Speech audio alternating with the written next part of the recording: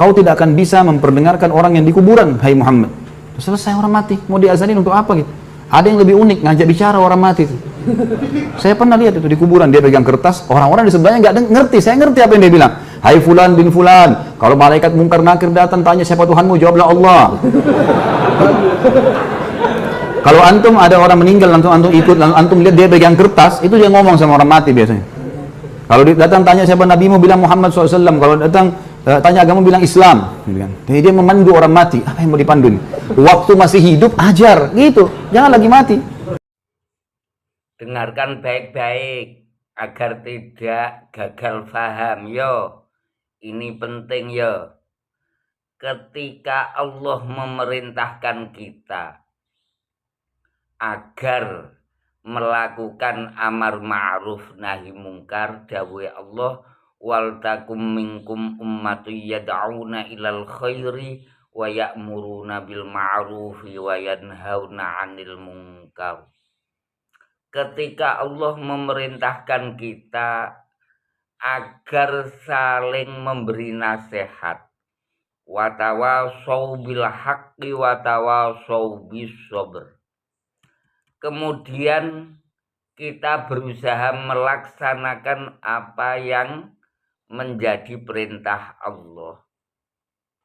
Kemudian Allah memberitahu bahwa kita tidak bisa memberi hidayah kepada orang yang kita nasihati. Dawuh Allah, innaka la tahdi man ahbabta walakinnallaha yahdi man yasha.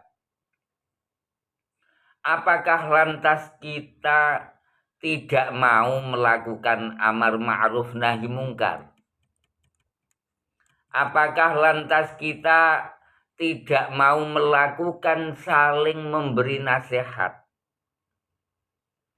Tentunya kita tetap melakukan amar ma'ruf nahi mungkar, kita tetap melakukan saling nasihat menasehati.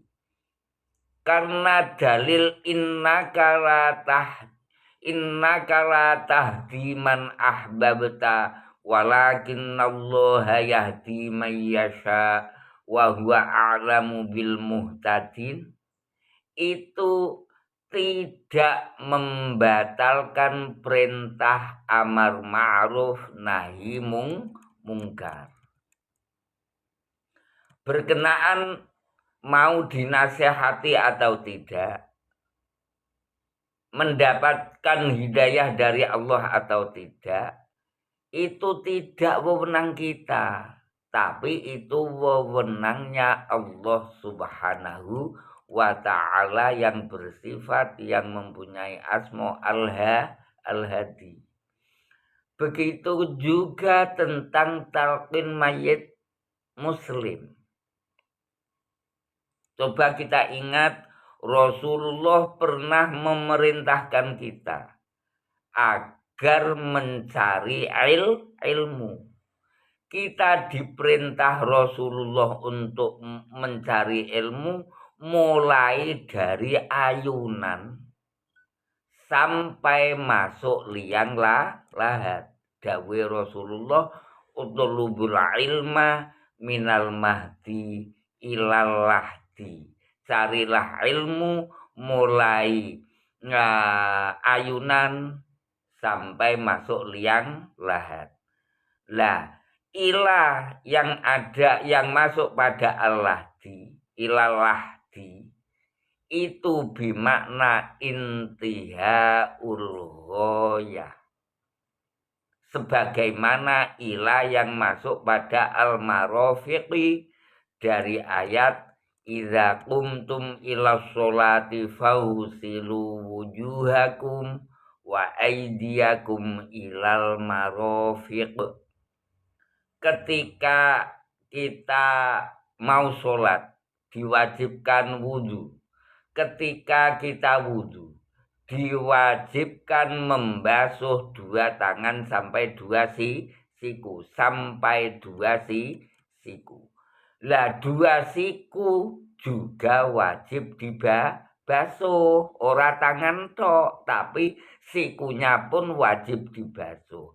Ini yang dimaksud ila bimakna intiha ghayah.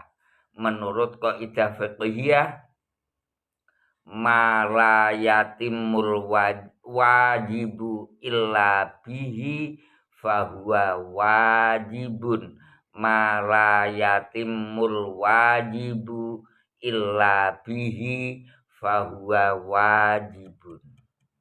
Rasulullah juga memberi isyarah, kecuali ndawuhi mencari ilmu, Rasulullah juga memberi isyarah bahwa ahli kubur itu bisa mendengar salamnya orang-orang yang uluk salam. Bahkan Rasulullah mengajarkan kalimat salam untuk ahli kubur yang muslim. Kita kalau uluk salam untuk saudara kita yang muslim yang sudah meninggal, itu redaksinya diajarkan Rasulullah sebagaimana yang diterangkan dalam kitab Tafsir Ibnu Katsir juz 3 halaman 439 cetakan Toha Putra Semarang.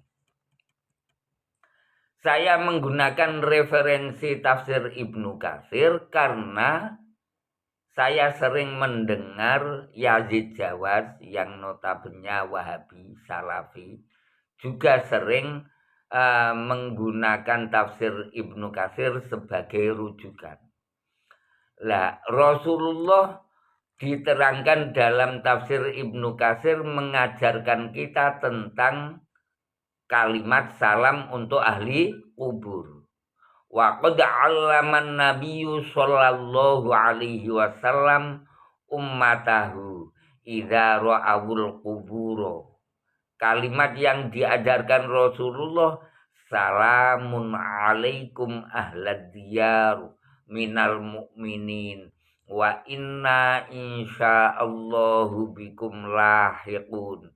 Yarhamullahu minna wa minkum wal mustakhirin.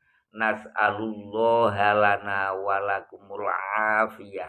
Akan tetapi riwayat tentang salam untuk ahli kubur yang diajarkan Rasulullah itu banyak. Saya mengambil salah satu yang diterangkan di tafsir Ibnu Katsir. Setelah Imam Ibnu Katsir menjelaskan atau menyampaikan salam yang diajarkan Rasulullah, kemudian Imam Ibnu Katsir menjelaskan pemahaman dari salam untuk ahli kubur yang diajarkan Rasulullah. Jadi salamun alaikum ahlad diyar minal mu'minin wa inna insyaallah bikum lahiqun yarhamullahu minna wa minkum wal mustakhirin. Nas'alullaha lana wa lakumul afiyah. Menurut Imam Ibnu Katsir penjelasannya, fahadzas salam wal khitab wan nida itu limaujudin. Maujud yang yasma'u wa yukhatabu wa ya'qilu wa yaruddu wa illam yasma'il musallim wallahu a'lam. Jadi menurut Al-Imam Al-Jalil Al-Hafidh wa Imaduddin Abil Fida Ismail bin Katsir Al-Qurashi Ad-Dimishqi, salam untuk ahli kubur yang diajarkan Rasulullah tadi itu menggunakan isim dhamir mukhatab, kum dari alaikum, assalamu alaikum, juga menggunakan nida ahlad diyar, ayya ahlad diyar. Menurut Imam Ibnu Katsir itu menunjukkan untuk sesuatu benda yang maujud. Jadi yang diulus isalam kuwi bendane maujud. Benda yang maujud itu juga bisa mendengarkan. Kalau tidak bisa mendengarkan, tentu Rasulullah tidak mengajak bicara. Juga bisa diajak bicara, yukhotobu. Dan begitu juga berakal. Kecuali itu juga bisa menjawab. Sekalipun kita tidak bisa mendengarkan jawaban salam yang disampaikan ahli kubur kepada orang yang memberi salam. Kemudian Allah memberitahu bahwa kita tidak bisa memberi pendengaran pada ahli kubur.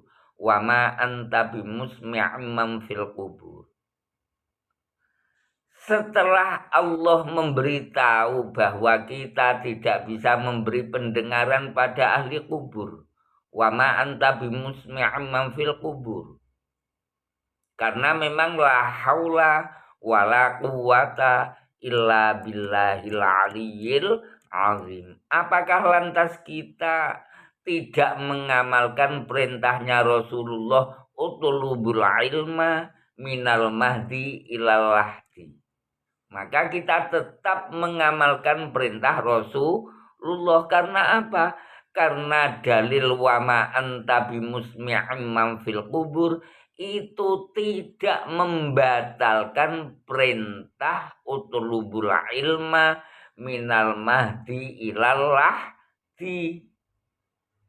Tidak membatalkan. Mung semua hasil itu hanya milik Allah Subhanahu wa ta'ala. Berkenaan ahli kubur diberi pendengaran Allah sehingga bisa mendengarkan talqin, atau tidak diberi pendengaran Allah sehingga tidak bisa mendengarkan talqin. Itu semua wewenangnya Allah. Kita tidak mempunyai hak untuk memberi pendengaran, untuk memberi hidayah. Memberi pendengaran dan hidayah mutlak wewenangnya Allah Subhanahu wa ta'ala. Seperti halnya tadi dakwah. Kita disuruh dakwah, tapi berkenaan hidayah tetap milik Allah Subhanahu wa ta'ala. Seperti halnya Khalid ini, maupun orang-orang Salafi, orang-orang Wahabi mendengar apa yang saya jelaskan ini, kemudian percaya dengan keterangan saya ini atau tidak, itu wewenangnya Allah. Saya tidak mempunyai hak memberi hidayah Khalid dan orang-orang Wahabi. Kita hanya menjalankan amar ma'ruf nahi mungkar. Anggapan aneh Khalid terhadap orang-orang yang menalkin mayit mungkin dianggap seperti orang gila karena berbicara dengan orang yang sudah meninggal dunia. Khalid merasa aneh ketika melihat orang-orang nalkin. Saya pun selaku mudin sering nalkin, melihat Khalid berbicara atau mempunyai pendapat seperti itu, saya pun lebih merasa aneh. Karena apa? Karena Khalid itu mengaku percaya pada Rasulullah sampai-sampai salah satu karangan bukunya diberi judul Kiaiku Muhammad, kiaimu siapa? Iku sakingi. Tapi kok tidak percaya, bahkan menertawakan orang-orang yang mengamalkan ajaran Rasulullah. Apa enggak lebih aneh itu? Ya.